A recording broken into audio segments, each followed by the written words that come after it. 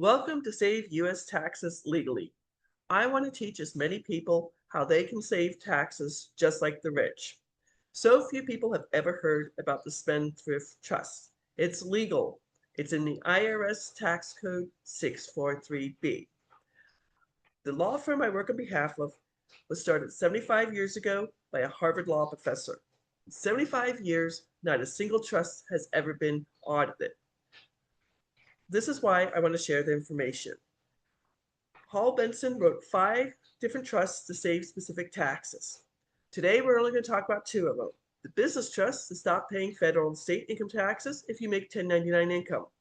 And the beneficial trust is for investors to stop paying taxes on profits on the federal level and on the state level.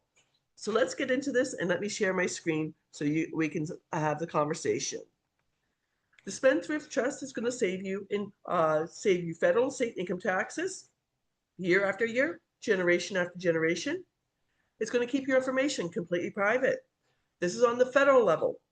So we highly suggest to shut down all LLCs, S Corps, and C Corps because that's on the state level and it's public information. 40% of LLCs, S Corps, and C Corps get sued every year.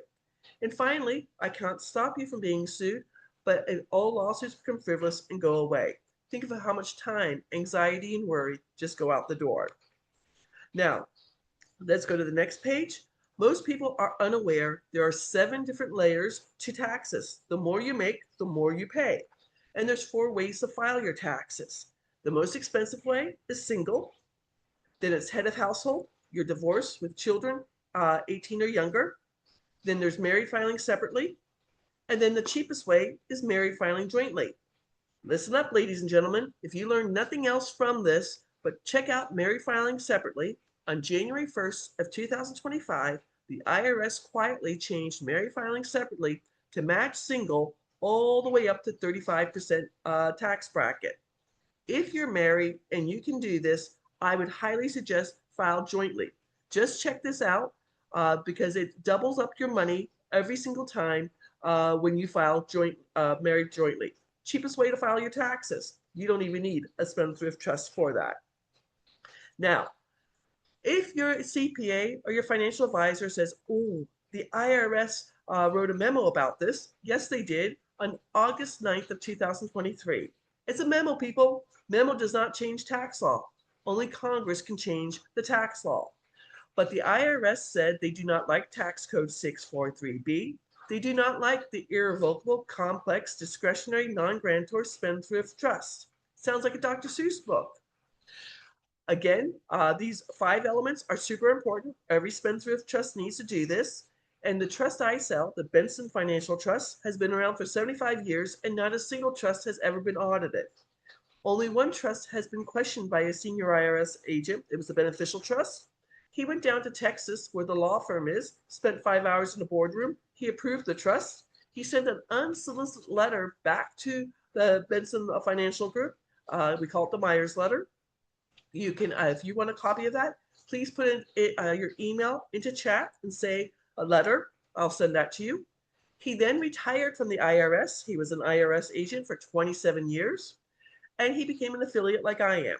He just retired from the law firm in January of this year, and all he did was he went back to all the people he talked to with the IRS and said, I can help you save taxes and not be in trouble with the IRS. Wish I had his Rolodex. So these 5 elements, irrevocable. This means it goes from generation to generation to generation. The Rockefellers Spendthrift Trust is 7 generations old, has almost 400 people under the same EIN or employee identification number, and they all each file separate 1041 tax returns. Complex. This trust can hold money from day to day, week to week, month to month, year to year, decade to decade, century to century. 97% of the trusts sold in the United States are what my mom and dad had, the family trust or the living trust. Susie Orman talks about this on PBS television. There's nothing wrong with the family trust or the living trust. It's designed to avoid probate and then it dissolves. What I'm teaching you is not my mom and dad's trust. This is what the Rockefellers, the DuPonts, the Carnegies, and the Kennedys made sure that included in the IRS tax code back in February of 1913. This is the secret of the rich. Discretionary. Whoever's a trustee or trustees can make the rules for the beneficiaries. There's no infighting, there's no contesting a will or anything else. Again, whoever's the trustee or trustees can decide who are the beneficiaries and who are no longer the beneficiaries. And that, again, if someone is no longer a beneficiary, there's nothing they can do. Fourth element, non-grantor. This makes the trust completely private. When you start either the business trust or the beneficial trust, you're going to have someone who will never be a beneficiary and who will never be a trustee sign up to be the grantor or the settlor for the trust. It's not a speed bump. You do need their social security number. I have done this for many of my clients. You sign up to be the grantor, then you sign yourself away from being the grantor. I used a family friend, Roy, who had known me since before I was born, to be my grantor or my settlor. He was happy to do it. He only had to sign his name in 5 different places on each one of my 5 places on my business trust and 5 places on my beneficial trust. And then finally, the spendthrift. I have two pages of case law so you can research this to your heart's content. Again, if you want the case law in chat, leave me your email and just after it say case law and I will send it to you. If you want both the Myers letter and the case law, fine, I'll send both of them to you. I want to be as upfront and honest about everything that happens here. Now, my personal story. My watershed month was October of 2018. 3 major things happened for me. Number 1, I'm working as a Medicare broker in Phoenix, Arizona, and my oldest nephew was getting married in Charlotte, North Carolina on October 27, 2018, and I had the time saved up, and I requested Friday before the wedding, Monday after the wedding off, and I was told, nope, it's open enrollment. They declined my time. I didn't like my job before that, and I liked it even less after that. Second thing that happened, I bought a brand new Hyundai Veloster with 17 miles on it, a 2017 model. I'm driving to work to be there at 7:30 in the morning. I'm on a major east-west road in Phoenix, Indian School Road. I'm the second car through in a green light. And some idiot runs the red light, T-bones me on my passenger side. He has no insurance, and I have no gap insurance because I had the paperwork sitting on my kitchen table and I had 4 weeks to fill it out. I had my car for 3 weeks. Silly Sally, being lazy, had no gap insurance. I was upside down and needed a second car. And third thing that happened, my mom and dad, who lived in Goodyear, Arizona, 25 miles west of Phoenix on I-10, drove from Goodyear to Charlotte for the wedding.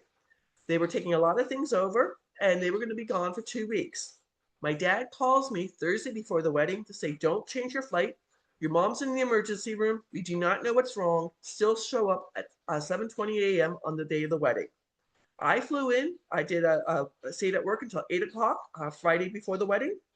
I did a red eye from Sky Harbor Airport to Douglas Charlotte Airport. Came in at 7:20 in the morning. Met my dad, Gregory the groom, and his younger brother Aiden. We went out to breakfast at IHOP, family tradition. The boys went back to the house, and my dad took me to the hospital to see my mom. I walked in on the priest giving my mom last rites. I was not ready for that. And then 3 o'clock in the afternoon, I go to a beautiful church wedding and then on to a country club.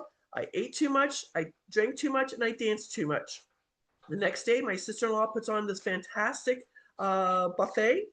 And at 12:30, my dad taps me on the shoulder, says, let's go see your mom, and then I'll take you to the airport. It ended up that my mom had septic of the blood or blood poisoning. She was on the ventilator for 13 months, in a hospital for 15 months, and my dad stayed in Charlotte with my mom, staying at my brother's house, visiting her every day in the hospital. They had planned to be gone for just 2 weeks, so once a week I was going out to their house to do their mail, and in December, there was a letter that was 27 pages thick. It was my mom's Medicare statement for going to the emergency room and 1 month on a ventilator, and it was $72,000. I knew my mom's health care was completely covered. My dad was a military officer. They had TRICARE for our life. But I'm standing in my mom and dad's kitchen. I have 2 car payments, 1 car. I have a mortgage on my townhouse. I have a $10,000 deductible on my health insurance when I had that accident. I was bleeding from my wrist, a cut on my arm. I asked everyone not to call an ambulance because I knew I was going to have a huge bill. I had student loans because I went to graduate school. I had credit card debt. and I did not like my job. Right then and there, I called my friend Glenn, who had invited me to a real estate meeting back in August of 2018. True story. Monsoon came through, half the building fell down, a brick building, the whole wall fell down. I'm like, y'all are a bunch of real estate investors? I don't trust y'all. And I told Glenn I need to change my life. He says, Sally, we're having a potluck next Saturday. Get a $5 gift, bring some food, and meet your fellow real estate investors. Okay, the only people I know there are going to be Glenn and Rhonda. They weren't going to show up until 9:30 because they were going to a Christmas pageant, but he wanted me there at 6 o'clock. I did that. I showed up. I met all kinds of investors, and I actually met my mentor who taught me how to do bank-owned houses. In 2019, with my mentor, I took on 7 bank-owned houses. I did a double close, and I wholesaled them. I paid off $184,000 in debt, had $50,000 in my bank account, and I was a rock star in my real estate group. Remember that Super Bowl commercial? You're not a rock star? I thought I was doing everything correct. COVID struck. I know it struck around March 17th because my mom was out of the hospital. In a big St. Patrick's Day party they were supposed to have got shut down. My mom's from Ireland. They didn't do that. And on April 1st, my 6 properties, I had notes, did not pay me. On April 4th, Monday, April 4th of 2020, my CPA calls to say, congratulations, Sally, you made so much money back here. Your tax bracket went from 22% single to 24% single, and you owe $94,000 in federal and state income taxes. What? I had $50,000 saved. I have no money coming in. What the heck are you talking about? He says, don't worry. Set up an appointment with me. Get on my schedule. I will set you up on a payment plan. You'll pay interest and penalties. I'm like, aren't you supposed to help me save taxes? He goes, no, I'm going to file your 1040 tax return for you. I don't know about y'all. I love my family, but they don't have an extra $44,000 around. A great book to read is The Power of Your Subconscious Mind by Joseph Murphy. You put an idea in your head, you go to sleep. I woke up on April 5th. I knew I was going to contact my friend whose boyfriend did HELOCs and paid off houses. I paid off my townhouse. And I had read an article about the Rockefellers Spendthrift Trust. It's called The Office. If the Rockefellers could stop paying taxes, so could Sally Gimmon. My first property in my Spendthrift Trust, I didn't start both my business and my Beneficial Spendthrift Trust until September of 2020. I bought this property for $20,000 in July of 2020. It was a reverse mortgage, a bank-owned reverse mortgage that was scheduled to go to auction for $50,000. That $30,000 spread in between at 24% tax bracket would be $7,200. I had to sit on this property for 13 months. It finally went to auction on August 28th of 2021. The final bid was $64,326. Without lifting a hammer, I made $44,326, and I got to save over $10,500, $10,368 in capital gains. And on top of that, at Arizona state income taxes of 2.99%, $259 that I just put back into more real estate. Now we're going to talk about the business trust. This is a client of mine. They saw a TikTok video. They have an e-commerce store in Massachusetts. They sell football stuff, football helmets with logos on it. Yes, he and I got along very well because I'm a Patriots fan too. Don't hate me. They're winners. He told me that in 2025, he made $220,000 with his Amazon store. I'm using 2026 data, saving federal income taxes of $46,856 and saving Massachusetts state income taxes of an additional $11,000. Altogether for the full year, he would save $57,857. Now, he just started this trust in August. So for the month of September, he will save $4,821. He'll never have to pay back. He can put this money back into his e-commerce store. He can pay off his mortgage. He can take his family on vacation. He can buy a new vehicle. He can give to his favorite charity, or he can save for retirement. In October, he'll save $4,821. In November, he'll save $4,821. And in December, he'll save $4,821. I don't have 2027 tax data yet, but he won't pay federal and state income taxes in 2027, and so on and so on and so on. Now with the beneficial trust, this is for investors. You'll stop paying short-term capital gains when you sell something at a profit. So if you are doing fix and flips, auction houses, wholesaling, selling crypto, you are an options trader, you're a Forex investor. Long-term capital gains are a year or more and are either 15 or 20%. You'll stop paying interest income taxes. If you're a passive investor, you're in mutual funds, you're in a REIT, you're doing subject to real estate, the BRRRR strategy. I have notes where I'm the paper in the house. People pay me their mortgage. I'm the Bank of Sally. Creative financing, seller financing, or Forex investors. Yes, Forex investors, you get double tax. You dearly need the Beneficial Spendthrift Trust. Dividend income taxes. Maybe you're in the stock market investing. Maybe you're a day trader. You're a futures trader. You're a commodities trader, or you're living off of dividends. You will stop paying dividend income taxes. Rental income taxes. If you're a real estate investor, yes, you can move a property with cost averaging into the trust or a depreciation schedule into the trust. And then when you do have the property in the trust, you'll never have to pay back the depreciation ever again. So if you have short-term rentals like Airbnb or vacation rentals, maybe you have 3, 5, 10, 15, 100 doors. Maybe you're in multifamily real estate. Maybe you're in syndications. Maybe you're in apartment real estate investing. Maybe you're in commercial real estate, or you're doing Airbnb arbitrage.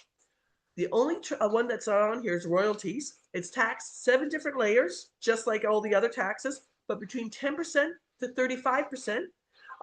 It affects you if you have talent. Maybe you're an actor, an actress, an author, an artist. You have copyrights, patents, intellectual property. Robin Williams, the great actor / comedian, he had the Beneficial Spendthrift Trust. Yes, he committed suicide, but his 3 adult children pay no royalties on all his works. Now, this is just an idea that if you make $50,000 and what your tax bracket is, versus if you make $100,000, what your tax bracket is. And now I just want to show you a few things. This one was another wholesale deal I did. I can't even pronounce the name of the town, Pondwell, Vermont. I got to save, I bought it for $7,000. I sold it to the real estate agent. My first phone call I made to Vermont was a real estate agent, and she knew the house. She knew the kitchen was from the 1950s, and she's running it as an Airbnb. She told me I'll pay you $100,000. So at that's $93,000 in profit. At 24% tax bracket, that's $22,320. And again, with Arizona state income taxes of additional $2,325. This is money I'll never have to pay back ever again. I put into more real estate. This is a fun story. I made a presentation to a Forex group back in May. This one of the people in the group made an appointment with me. He lives in Nebraska. He is 24 years old. He has a job paying him $45,000 a year. His profits for 2025 was $36,000. So at 24%, 22% tax bracket, he would save $7,920 in capital gains, and again another $7,920 in interest income taxes. We took his $36,000 out of his 1040 tax return. He's going to file both a 1040 tax return for his W-2 income and a 1041 tax return for his Beneficial Spendthrift Trust. We lower his taxes from 22% down to 12%, saving $7,705. So his Nebraska state income taxes drop another additional $1,872.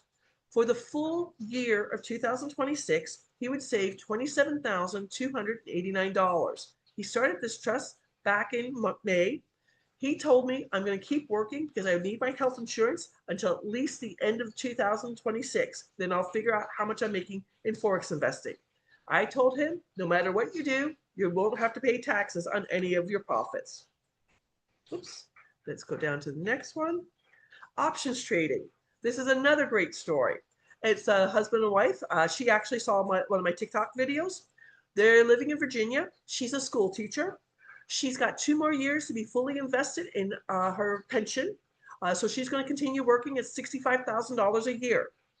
Her husband's options trading in 2025 was $180,000 profits. That put them at 24% tax bracket. So the capital gains that he would save in 2026 would be $10,350. Now she's going to still file a W-2. She still has W-2 income, so she will file a 1040 tax return. But instead of being at 24%, she drops down to 12%, saving them $36,692.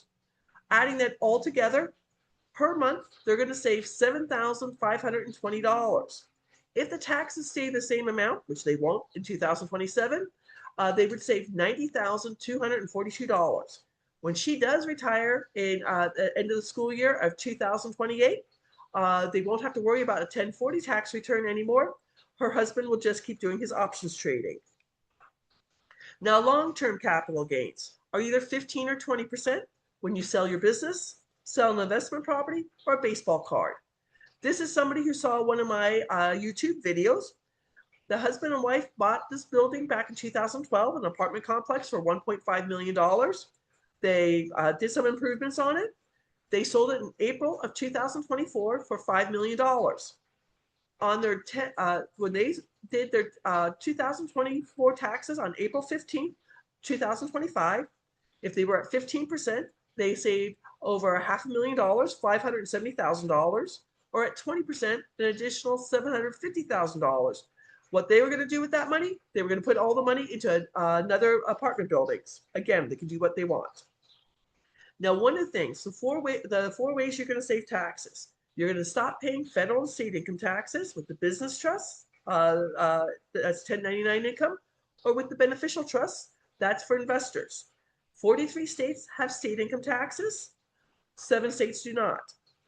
Every October, the IRS goes back 2 years. So October 2026, they're going to look at 1040 tax returns of 2024, and their supercomputers are going to add everything together.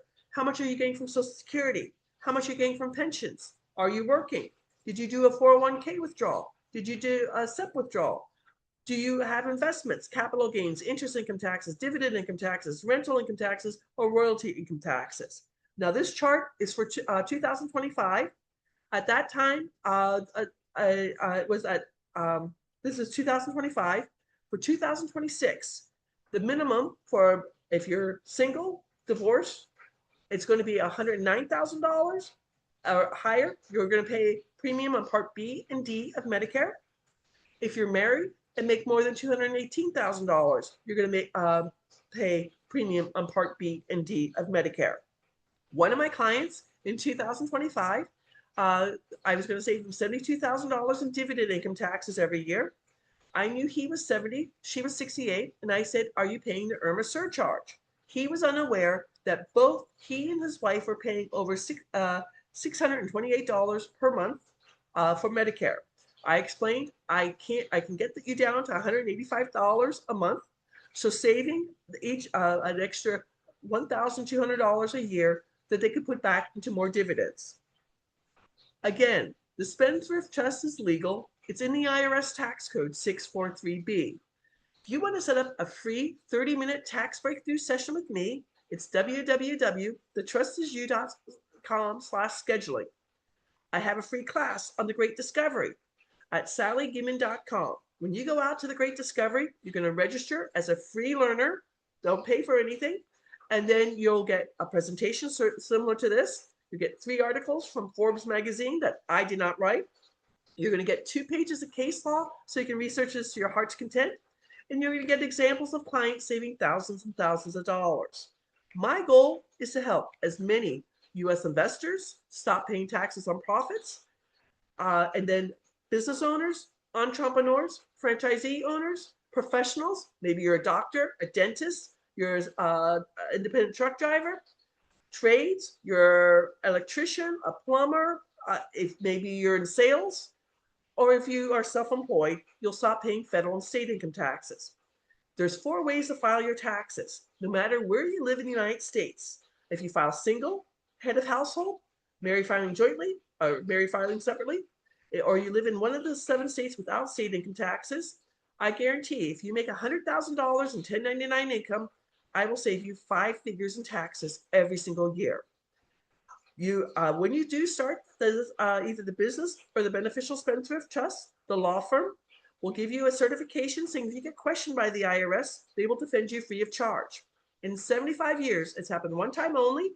A senior IRS agent went down to Texas, spent 5 hours in the boardroom. He approved the trust. Then he became an affiliate like I am. It's an easy promise to be kept. When you start the trust, we will also introduce you to a vetted CPA that the law firm stands behind. It's your decision if you use your own CPA to file your 1041 tax return or use the vetted CPA that we introduce you to. And we will set up an EIN number for you, employee identification number, a tax ID number. We'll get you a letter for the bank. And then we will have training for you every week to teach you how to use the trust. Most of my clients are done with training in 4 weeks or 6 weeks. But again, if you've got questions, you'll have my name, you'll have Anna Maria's name, you'll be a private client of the law firm. You have nothing to lose but to set up a 30-minute tax breakthrough session with me at www.thetrustisyou.com/scheduling. Thank you for coming to the video. I'm going to stop playing this, and then I'm going to answer all your questions. Give me 1 second to stop the recording. Have a beautiful day.